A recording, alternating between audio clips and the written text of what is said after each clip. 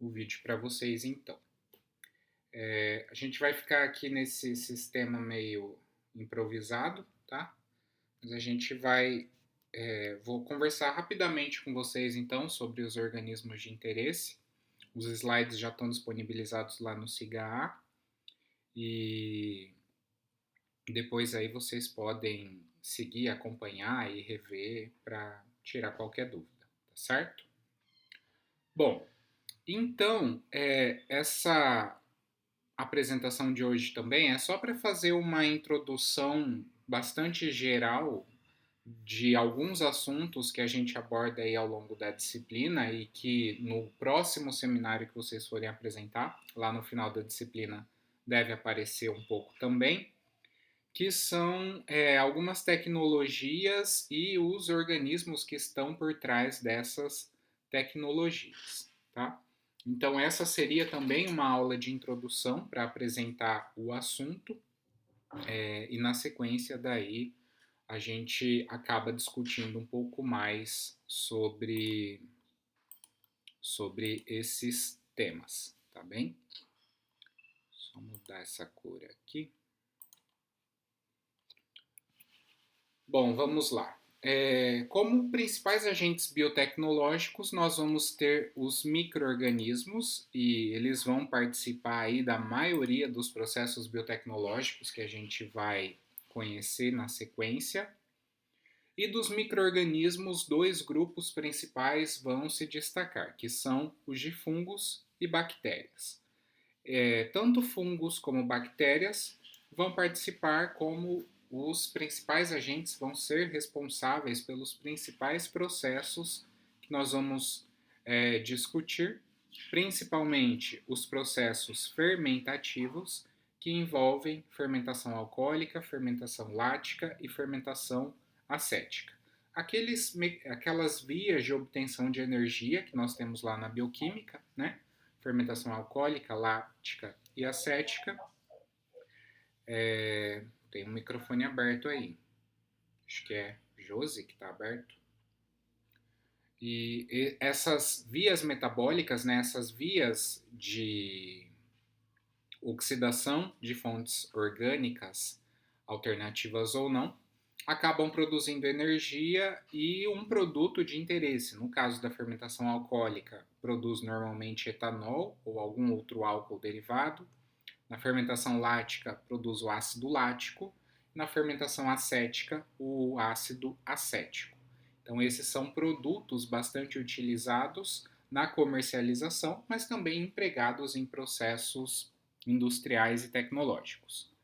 Além disso, fungos e bactérias produzem antibióticos, aminoácidos, hormônios, vitaminas, solventes industriais, pesticidas, substâncias que participam do processamento de alimentos, nós vamos ver algumas, pigmentos, no caso, pigmentos coloridos principalmente, enzimas, inibidores gerais, né, inibidores de enzimas, inibidores de determinadas substâncias, inibidores de vias bioquímicas específicas, produzem também fármacos, participam da biorremediação de ambientes contaminados, que o pessoal do seminário de biotecnologia ambiental, no segundo seminário, vai apresentar e discutir bastante sobre a questão da biorremediação. Participam como hospedeiros e vetores de expressão gênica da tecnologia do DNA recombinante, entre outras atividades que eles desempenham. Eu trouxe alguns exemplos para exemplificar, né, alguns modelos aí bastante usados para a questão de exemplificação. No caso, o principal modelo associado à biotecnologia é Saccharomyces cerevisiae, né, um fungo, uma levedura, o tradicional fermento de pão, que está relacionado à fermentação alcoólica e participa efetivamente da produção de etanol, mas não só isso, né? Ele que também faz a fermentação de algumas bebidas alcoólicas e também a própria fermentação do pão, de produtos derivados aí da panificação. A principal fonte de carbono, no caso da produção de etanol, normalmente é a cana-de-açúcar, e o Saccharomyces ele vai atuar produzindo, por fermentação, né, uma grande quantidade de etanol também.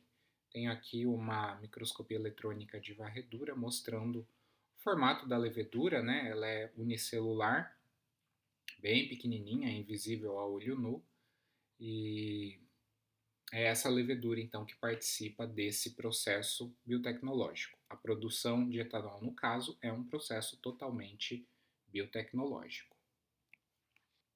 Também temos a fermentação alcoólica, que participa na fabricação de vinho e vinagre, que são linhagens ou cepas diferentes e também organismos diferentes que participam desse tipo de fermentação alcoólica.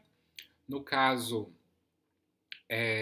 de Saccharomyces, da levedura Saccharomyces, nós temos a Cerevisiae ellipsoideus e a Alvarum, todas elas fazendo esse tipo de fermentação.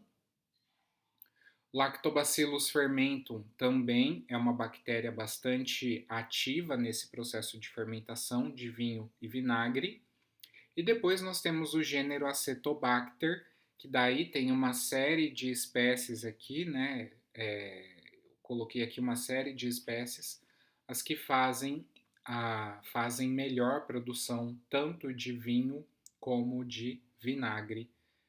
E os exemplos só mostrando aqui, né, como seria a conversão do etanol na presença de ar, oxigênio, né, e na presença aí do micro-organismo, produzindo ácido acético e água. Nesse caso, né, o etanol é utilizado como fonte de carbono para que ele possa ser oxidado pelo oxigênio e produza então ácido acético e a água. Temos também a produção do glicerol. O glicerol, que é um álcool, na verdade é um álcool tricarboxílico, né? Ele é um triol, porque é um álcool de 3 carbonos, onde estão ligadas não somente uma, né, mas 3 hidroxilas. Duas espécies que participam bastante da produção de glicerol é também Saccharomyces cerevisiae, que basicamente vai participar de todas, e a Saccharomyces uvarum. Essas duas espécies, então, participam ativamente da produção da glicerina ou do glicerol, né? Comercialmente, o glicerol é vendido como glicerina. A glicerina tem propriedade higroscópica, é hidratante, suaviza e protege a pele, então vai ter uma aplicação muito grande nos produtos de beleza. E também é um umectante, que higroscópico é quando absorve água, e o umectante é essa textura que suaviza, né, uma superfície onde ela está em contato. Também funciona como um solvente e amaciante e é amplamente empregado na indústria de alimentos. A indústria de tenderização de carne e produtos derivados utiliza bastante a glicerina como amaciante de carne, como tenderizante, né, que aumenta o sabor e facilita o tempero, né, o sabor ficar mais presente lá no alimento que está sendo processado na indústria de alimentos. Então, o glicerol também tem uma aplicação muito grande, não só na indústria de cosméticos, mas também na indústria alimentícia.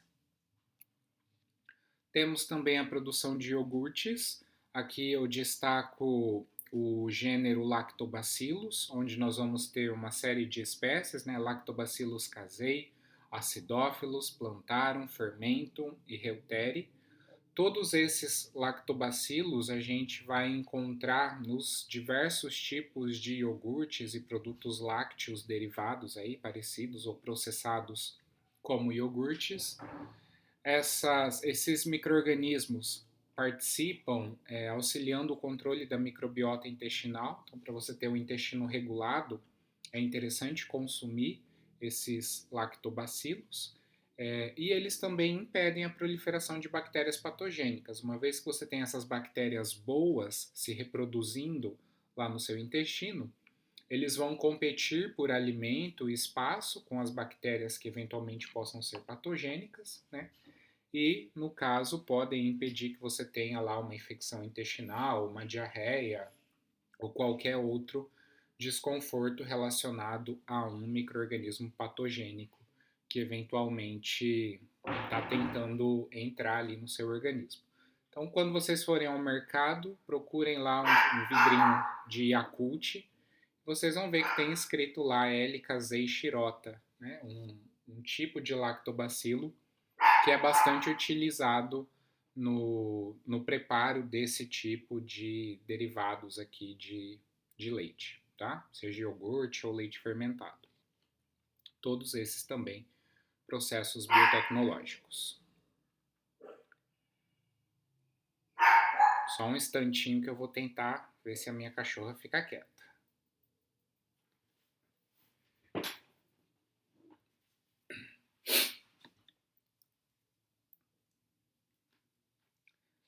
Vamos lá então. Se vocês escutarem umas lambidas é porque ela tá no colo, tá, gente? Desculpa. Alfamilase. A alfamilase é uma enzima também produzida a partir de fermentação.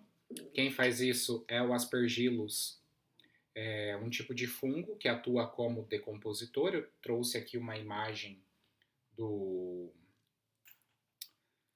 da estrutura de reprodução do Aspergillus, tá? Esse fungo ele degrada a substância que ele produz, no caso, né, a alfamilase, degrada tanto amido como glicogênio em moléculas de maltose e também dextrinas. Dextrinas são açúcares mais simples do que o próprio amido, nesse caso, né, amido e glicogênio, que são açúcares formados por muitas unidades de glicose, principalmente. E ele também reduz o tempo de cozimento e diminui a viscosidade de alguns alimentos. Então, quando você está preparando diversos tipos de alimentos aí na indústria de alimentos, essa enzima alfa-amilase é bastante utilizada, é bastante empregada no preparo desses alimentos. Um exemplo de alfamilase que a gente encontra aí facilmente no mercado é esse chamado melhorador de pão ou melhorador de farinha. Ele é, na verdade, alfamilase que vai fazer o processamento lá da farinha de trigo para melhorar a textura durante o processo de preparo da panificação.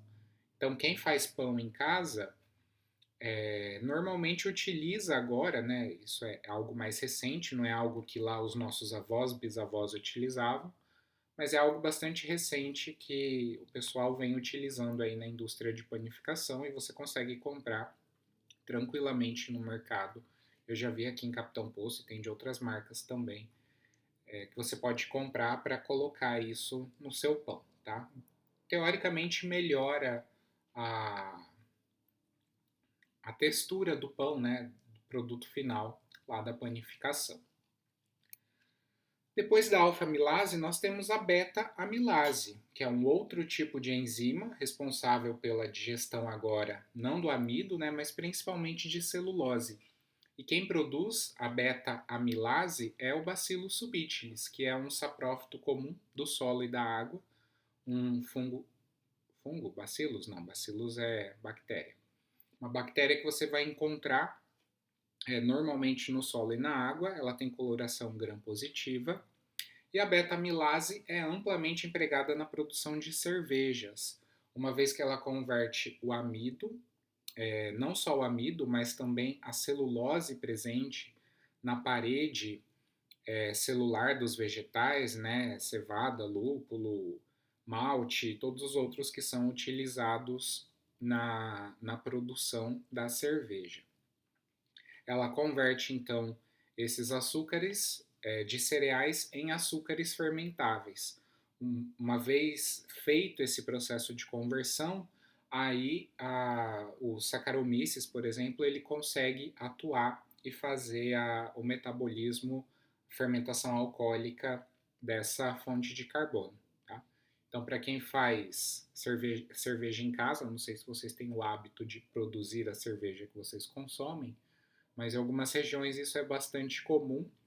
E quando você trabalha com curso de engenharia de alimentos, eu já dei aula para engenharia de alimentos, eu tinha numa turma de 40 alunos, eu tinha uns 15 que faziam cerveja. Então é algo bastante comum essa produção de cerveja atualmente de maneira mais artesanal. Temos também a enzima celulase, que é produzida por um fungo agora, o Trichoderma viride. É um fungo que forma uma espécie de bolor verde, não é aquele bolor verde do pão, mas é um fungo mais ambiental, mais presente no ambiente comum do solo. Esse fungo também é empregado nas indústrias têxtil, na produção de sucos e na vinificação. Na indústria têxtil, porque ele pode amaciar as fibras do algodão, no caso, né? Então é interessante você utilizar essa enzima para melhorar a qualidade do tecido que você está utilizando, produzindo. Ou na produção de sucos e vinificação, porque você consegue aumentar a quantidade de suco que você consegue extrair da fruta, né?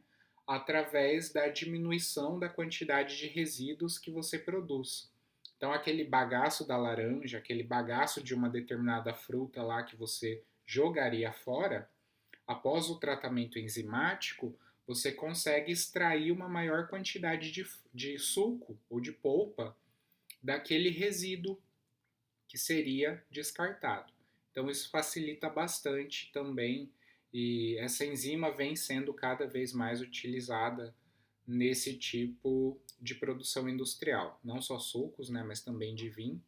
Tanto que se você pegar uma caixinha de suco, né, industrializado, você possivelmente vai encontrar lá nos ingredientes o nome de alguma dessas enzimas, ou a alfa-beta-amilase ou a própria celulase, porque elas são bastante utilizadas. Em 2018, a tecnologia do DNA recombinante, né, a TDR, transferiu um gene de bactérias isoladas lá no Lago Poraquê, na Amazônia, para o fungo, aumentando a produção de etanol a partir do bagaço de cana. Então a gente tem agora fungos transgênicos, né, produzidos aí pela tecnologia do DNA recombinante, fazendo o metabolismo do bagaço da cana para aumentar a produção de etanol. Esse etanol que é produzido a partir do bagaço da cana e eventualmente de folhas da cana de açúcar também, que antes era um resíduo puro, agora é chamado de etanol de segunda geração, porque a gente tem o etanol da primeira geração, aquele que é produzido a partir da fermentação do caldo de cana, e a biotecnologia permitiu o desenvolvimento do chamado etanol de segunda geração. O etanol que é produzido agora a partir da metabolização, né, da utilização de fontes de carbono, do bagaço da cana, que já não tem mais o caldo, e também, eventualmente, de algumas folhas da cana-de-açúcar que podem ser utilizadas, né, para aumentar a produção de etanol. Como o Brasil ainda é um país que utiliza bastante o etanol como combustível, o que não é tão comum aqui na região norte, acredito eu, pela distância, né, do setor de produção, que envolveria o transporte até a chegada do etanol aqui. Mas nas regiões sul, sudeste, o consumo de etanol ainda é muito grande, em função do preço, né, que acaba sendo menor que o da gasolina, principalmente agora, com a gasolina tão alta. Mas é uma fonte de combustível também bastante interessante, menos poluente do que a própria gasolina, então tem toda uma pegada ambiental envolvida por trás do aumento da produção de etanol. Temos também a invertase. A invertase é uma enzima produzida por Saccharomyces cerevisiae. Veja que a levedura ela acaba fazendo praticamente tudo, né? A invertase também é chamada de sacarase, porque é a enzima que hidrolisa a sacarose, produzindo glicose mais frutose. Essa combinação de glicose mais frutose juntas é chamada de açúcar invertido. E se vocês pegarem o rótulo aí de refrigerantes, de sucos, de produtos que sejam doces, vocês vão ver que tem lá nos ingredientes escrito, né, açúcar invertido. É um ingrediente bastante comum, o açúcar invertido. Então, também é uma enzima que vem sendo amplamente utilizada agora na indústria de alimentos e também para outros processos biotecnológicos. A lactase, produzida por Saccharomyces fragilis agora. Lactase também é uma enzima bastante comum, né, que aparece amplamente empregada aí nos produtos lácteos especializados, onde você tem agora um baixo teor de lactose. A lactose, que é o açúcar do leite, né, é o disacarídeo que está presente no leite, essa enzima lactase quebra a lactose em galactose mais glicose. Então a gente tem agora dois monossacarídeos simples. E tem aquelas pessoas, né, que têm a intolerância à lactose, então elas podem eventualmente utilizar essa enzima como um medicamento, né, como se fosse um medicamento. Então antes de consumir lá um pudim, um iogurte, um pedaço de queijo ou qualquer outro derivado aí que tenha leite, a pessoa toma essa enzima que vai atuar lá no estômago, fazendo a degradação da lactose, impedindo que esse disacarídeo chegue lá no intestino e seja fermentado pelas bactérias comuns lá do intestino. Então é uma substância que se tornou muito presente aí na vida das pessoas que têm a intolerância à lactose e que está totalmente presente lá naquela seção de prateleira lá do mercado onde nós temos produtos sem lactose, né? Significa que esses produtos foram previamente tratados com a lactase e agora uma grande parte da lactose foi removida por atividade enzimática, pela atividade da enzima lactase. Alguém aqui na turma certamente tem intolerância à lactose e de repente deve até tomar aí o comprimido, né, quando vai, principalmente em festinha de criança, né, comer uns brigadeiros, uns bolos, uns doces, porque tudo, basicamente tudo é feito com leite. Temos também as lipases, que fazem digestão de lipídios, né, como o próprio nome diz. Essas enzimas são produzidas por Aspergillus niger, um saprófito do solo também, um fungo, né, saprófito. No caso, as lipases produzidas por Aspergillus atuam como detergentes nas indústrias farmacêuticas, agroquímicas, indústria também de cosméticos e de alimentos, e na curtição do couro também são muito empregadas essas enzimas. Além do Aspergillus niger, um outro micro-organismo que produz lipase é o Penicillium, o gênero Penicillium. Eu destaquei aqui o Penicillium roquefort, que é utilizado na produção do queijo roquefort. Não sei se vocês já experimentaram, né? Aquele queijo que tem uns pedacinhos verdes lá no meio, que não é cheiro verde, não é coentro, tá? É fungo que cresceu lá no meio do queijo, tem um sabor bem característico. E também o Penicillium camembert, que é utilizado na produção do queijo camembert, que é esse queijo que tem uma casquinha branca aqui por fora.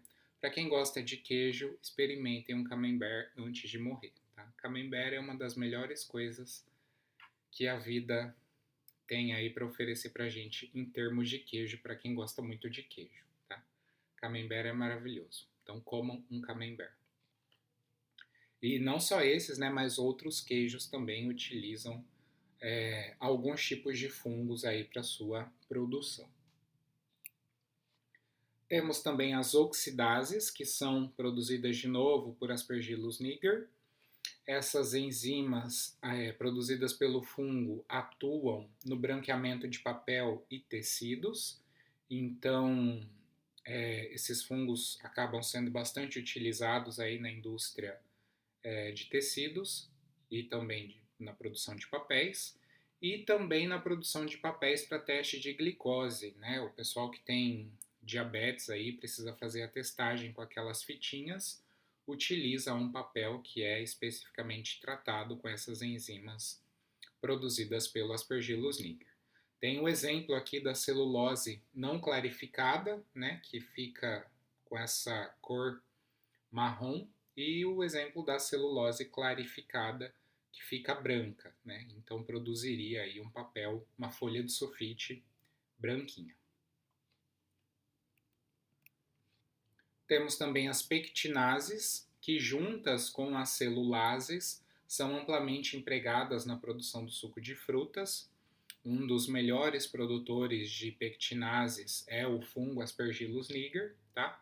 Se você pegar a caixinha lá de suco processado, você vai ver que tem a utilização dessas enzimas pectinases.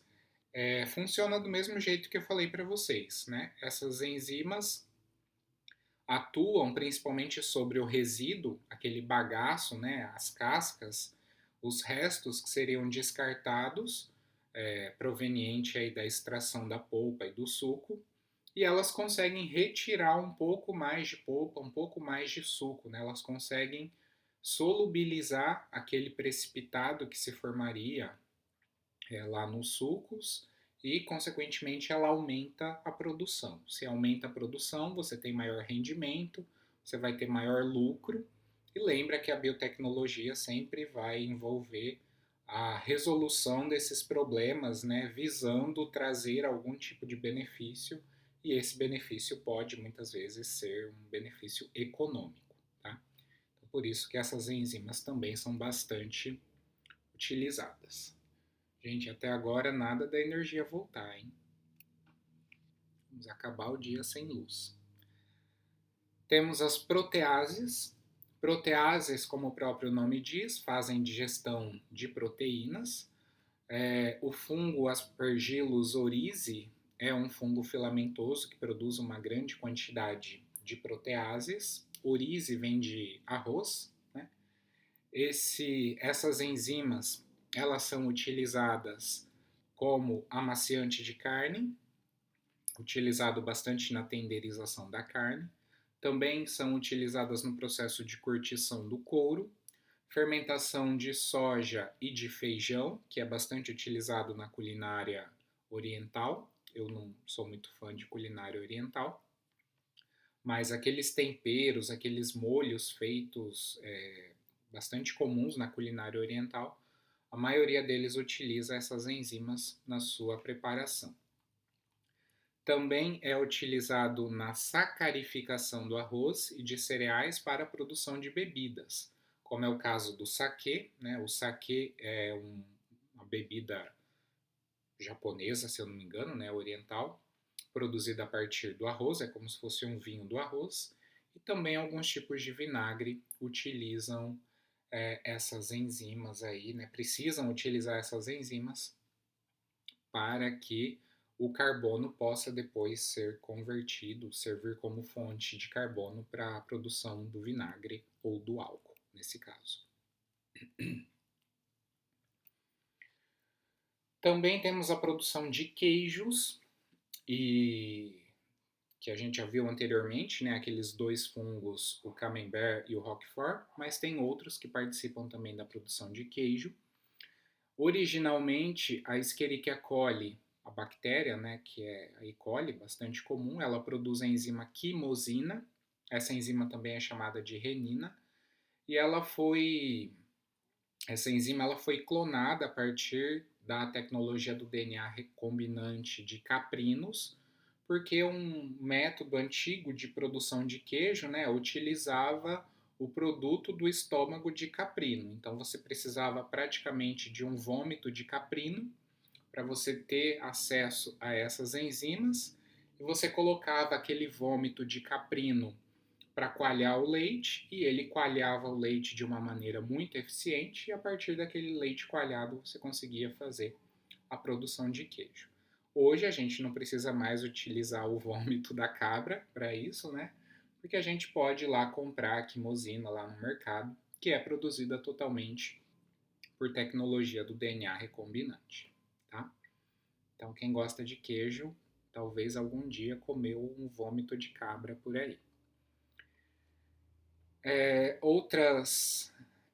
Outros organismos que participam, né, a Propinobacter shermani, que é responsável pelos furinhos do queijo emmental, aquele queijo, quem já assistiu o desenho do Tom e Jerry, né, possivelmente já viu o Jerry comendo aqueles queijos furadinhos.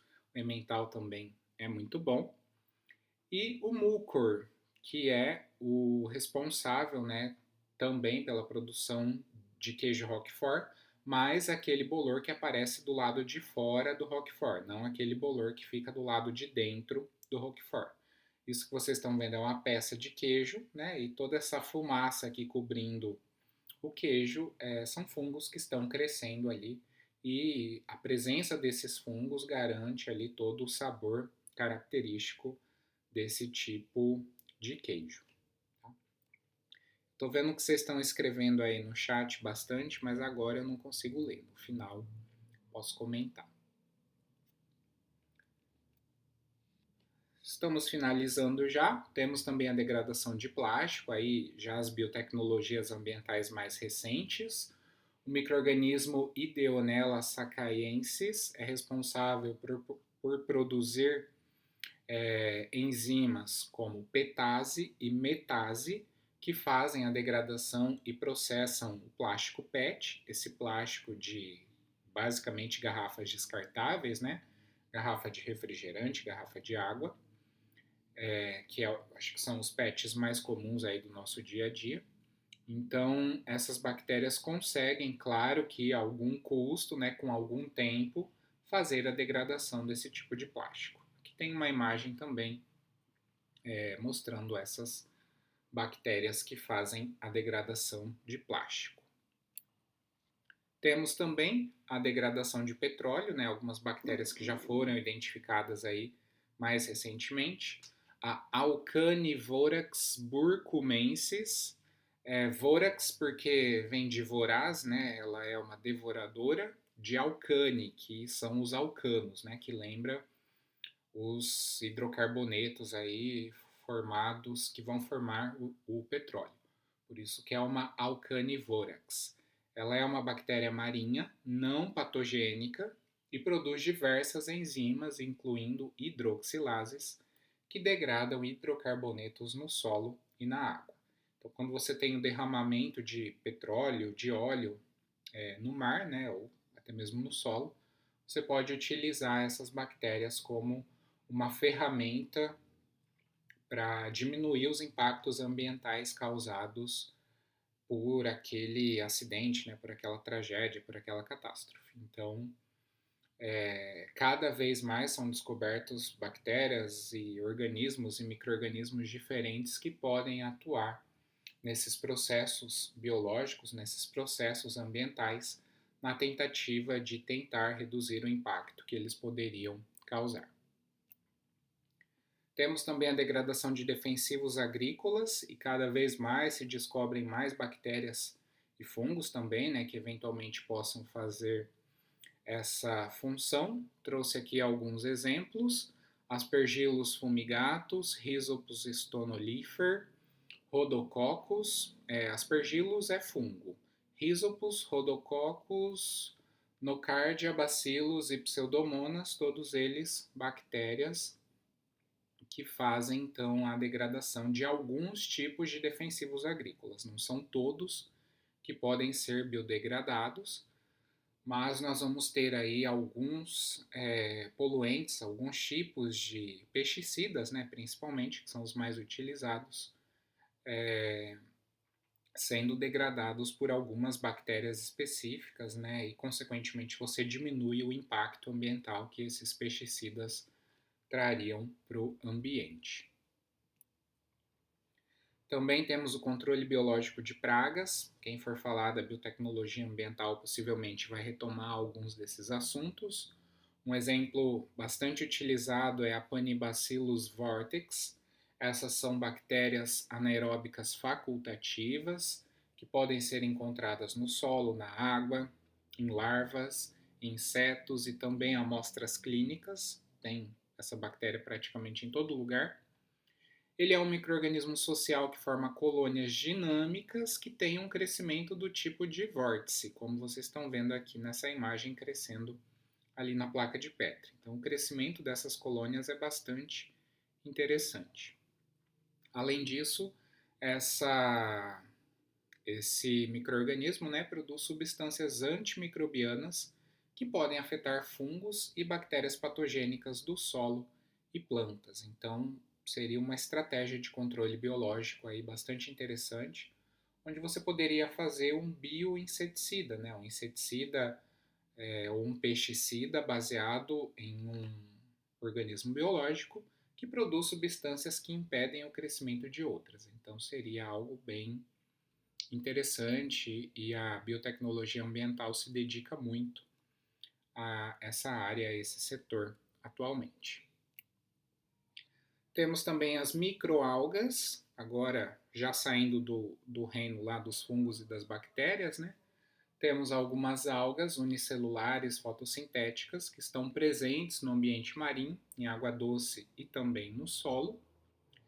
A vantagem de se utilizar algas, né, porque elas têm um ciclo de vida muito rápido, de algumas horas em alguns casos, uma rápida proliferação e uma grande produção de biomassa nos chamados fotobioreatores e tanques. É como se você tivesse uma criação de alga lá num tanque, numa reserva, um reservatório de água que você tem. E essas microalgas têm um importante papel na biorremediação ambiental também, como será discutido mais à frente. Temos o exemplo aqui de dois sistemas de fotobioreatores, né, que vocês podem ver aqui à esquerda e à direita também.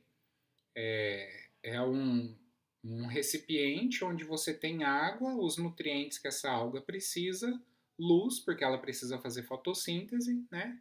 E normalmente esse aspecto verde é em função da clorofila que elas estão produzindo. Então aqui nós temos fotobioreatores tubulares com disposição vertical em operação. Esses reatores devem ser transparentes para permitir ampla penetração da luz. O processo pode ocorrer de forma contínua, ou seja, há grandes quantidades de matéria-prima e nutrientes que são dispostos constantemente para a produção ou em batelada, onde é feita a mistura dos compostos que irão para o reator e serão utilizados até o esgotamento para a posterior retirada e reinício de nova operação. Então, esses bioreatores de algas ou de fungos ou de bactérias, eles trabalham quase que 24 horas por dia produzindo ou fazendo o que eles precisam fazer, né? Você dá a fonte de carbono ou você dá a luz e os outros componentes que precisa para a fotossíntese e o micro-organismo vai trabalhando ali, né, praticamente de graça para você. Então é uma estratégia bastante interessante para a produção de uma série de substâncias. Essas algas também começaram a ser bastante utilizadas na indústria cosmética.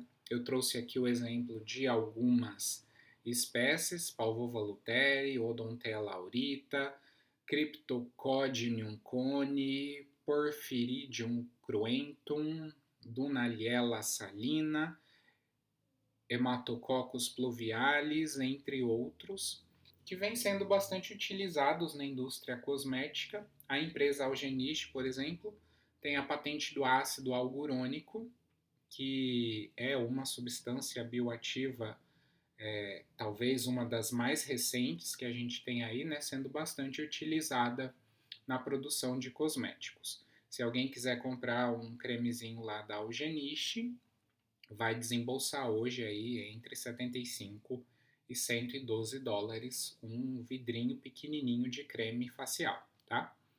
Não sei se vocês conseguem ver aí, mas a Algenist, ela não é uma indústria de cosmético, ela é uma indústria de biotecnologia de São Francisco. Está escrito claramente aqui no rótulo da embalagem, né?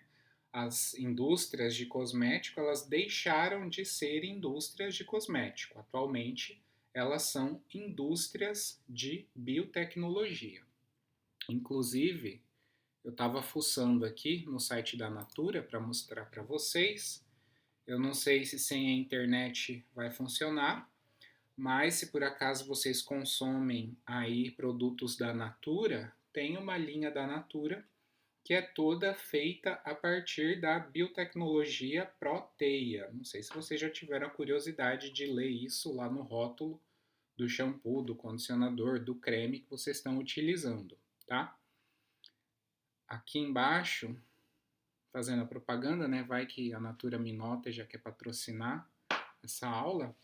Tá carregando aqui, ó. Tem até o videozinho falando da biotecnologia Proteia, utiliza a proteína vegana, inspirada na natureza, porque a ideia do Proteia vem da estrutura da teia de aranha, do jeito que a aranha produz a teia dela, né? Essa tecnologia foi copiada da teia de aranha e trazido aí para os cosméticos. Ele fala ainda que o produto tem uma ação inteligente que regenera os fios e faz os cabelos ficarem 2 vezes mais fortes, né? Então, atualmente, a gente tem as indústrias de cosmético se modificando aí para indústrias todas de biotecnologia. Ninguém faz mais produto de beleza, todo mundo faz produto biotecnológico. E aqui, microalgas da espécie Hematococcus pluvialis encontradas em água doce. São as maiores fontes de astaxantina encontradas na natureza e são uma barreira que formam uma barreira de proteção contra os raios ultravioletas, né? Precisa de um protetor solar natural, não químico, pode utilizar a astaxantina. Enfia o braço lá numa caixa d'água cheia dessas algas que você vai ter um FPS aí, toma um banho de igarapé, né? Acabei de ver aqui, ó. Se tiver astaxantina lá no igarapé, pode tomar sim, que você vai ter um fator de proteção solar bastante eficiente aí para sua pele, tá? Então não precisa ficar passando sandal, não. Pode tomar um banho de hematococcus. Acho que esse é o último.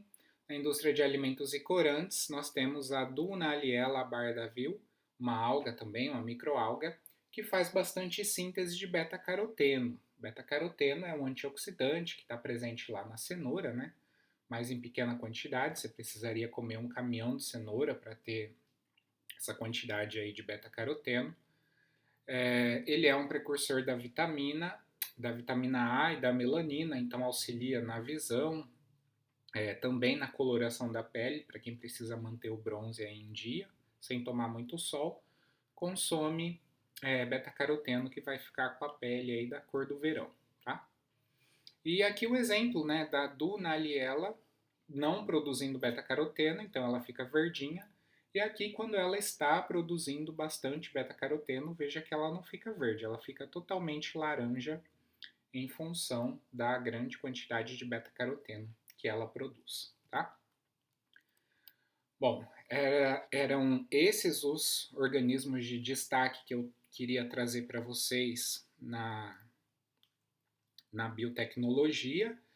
E os demais organismos, né, a gente vai discutindo aí ao longo da disciplina, e também sobre os vírus, que eu não falo nada aqui nessa aula, a gente discute também no primeiro seminário que vocês vão apresentar, onde a gente vai ter os vírus aí participando dos processos biotecnológicos de produção das vacinas, basicamente daí o vírus servindo para uma série de ferramentas e processos, ou transportando material genético para o organismo, ou dando material que vai ser utilizado para a biotecnologia do DNA recombinante, entre outras funções que vocês vão conseguir abordar bem mais no seminário, tá certo?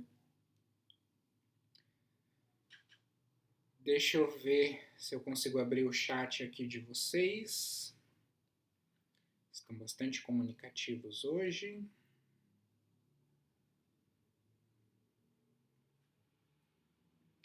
Matheus perguntou se na aula prática a gente vai aprender a fazer vinho. Não, não vamos aprender a fazer vinho, não.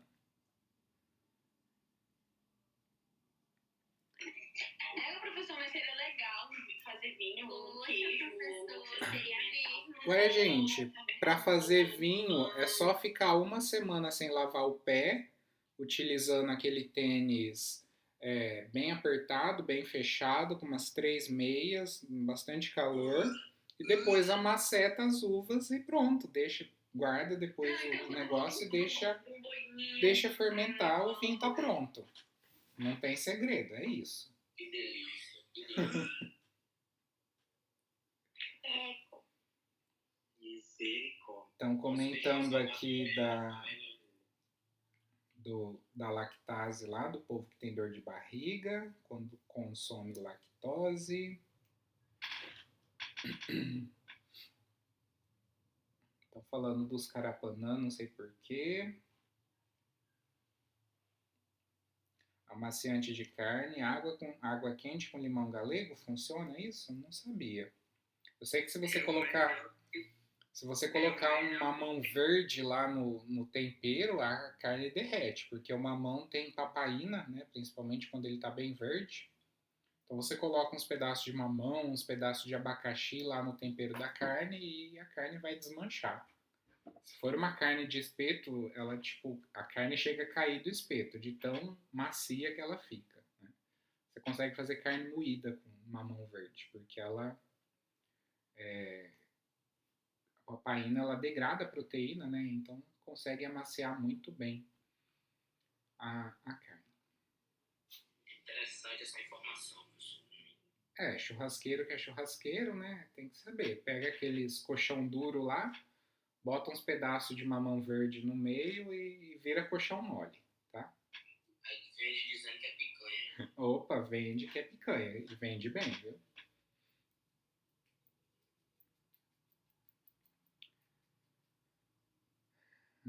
Queijos, shampoos de alga. A Glenda já vai fazer um pedido lá na internet de shampoo de alga. A Lumina da Natura.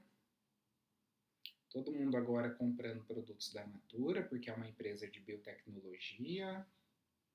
Banho de igarapé, deve ser por causa da alga, né? Proteção solar.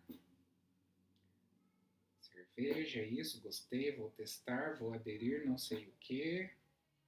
Aula de culinária, com certeza. Então, é isso. Pra que protetor agora, né?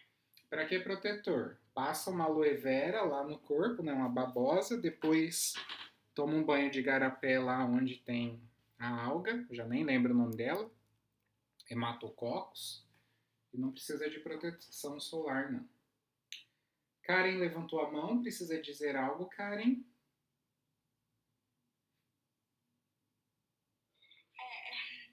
Professor, o senhor fez a chamada? Não fiz chamada porque tô no celular aqui também, né? Tô sem energia, tá uma catástrofe aqui. Eu tava sem energia, sem internet também. Mas é isso. Não, tudo bem. Não fiz chamada ainda não. Pessoal que tá sem internet, sem energia. Então, possivelmente. Eu não sei se foi pra todo mundo. Eu ainda tô sem internet aqui. Eu vou deixar no finalzinho da aula. A Karen acordou agora. Nem vem, gente, tem foto pra provar. Aqui falta energia também. Eu tô sem energia aqui ainda, tô no escuro. Bom, gente, vocês têm alguma dúvida? Precisam falar algo, perguntar algo? Eu lembrei o que eu tava falando, que eu precisava terminar de falar. Alguma dúvida? Tudo certo. Tudo certo? Então tá. Eu lembrei que eu tava falando quando acabou a energia. Eu tinha dito para vocês, então, que hoje, né, que é 29, nós temos disponibilizado lá no SIGA 3 videoaulas que falam sobre a cultura de células, e esse conteúdo, ele é um pouquinho mais longo, tá? Tem uma maior quantidade de vídeos ali para vocês assistirem. E depois tem a videoaula da semana que vem, que são as biotecnologias reprodutivas, com um vídeo falando principalmente sobre as técnicas de fertilização in vitro, tá? Na reprodução assistida. Esse vídeo da semana que vem, ele é 1 hora de duração, se eu não me engano, tá? Ele tem 1 hora de duração e só tem esse vídeo, não tem mais nenhum. Agora, esses vídeos da cultura de células, eles dão, acho que mais ou menos 2 horas, ou talvez até um pouquinho mais de duração. Então, o que eu queria falar para vocês? Como a gente está discutindo, né, esse conteúdo um pouquinho atrasado, porque seria em função daquela primeira semana que não teve aula. Hoje vocês ainda têm esses vídeos de cultura de célula para assistir, que acho que dá um pouco mais de 2 horas. E na semana que vem vocês têm o vídeo de tecnologia de reprodução assistida para assistir, que dá um pouquinho mais de 1 hora. Então a gente vai considerar o nosso conteúdo aí em dia, tá? Como tem só 1 hora da semana que vem e hoje passando um pouquinho mais aí de 2, 3 horas em função dessa aula que eu estou dando agora, juntando com a semana que vem, a gente deixa o nosso conteúdo aí em dia e a gente não precisa marcar um horário alternativo para fazer a reposição dessa primeira semana de aula que nós perdemos porque eu ainda estava de férias, não podia ministrar aula. Tá? Então, com isso, a gente fica com o nosso calendário lá do SIGA em dia.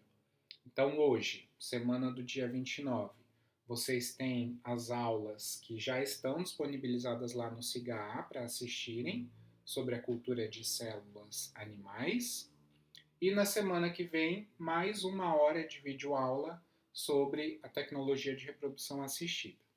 Então, na semana que vem, a gente faz um momento síncrono para tirar as dúvidas que vocês tenham relacionadas à cultura de células.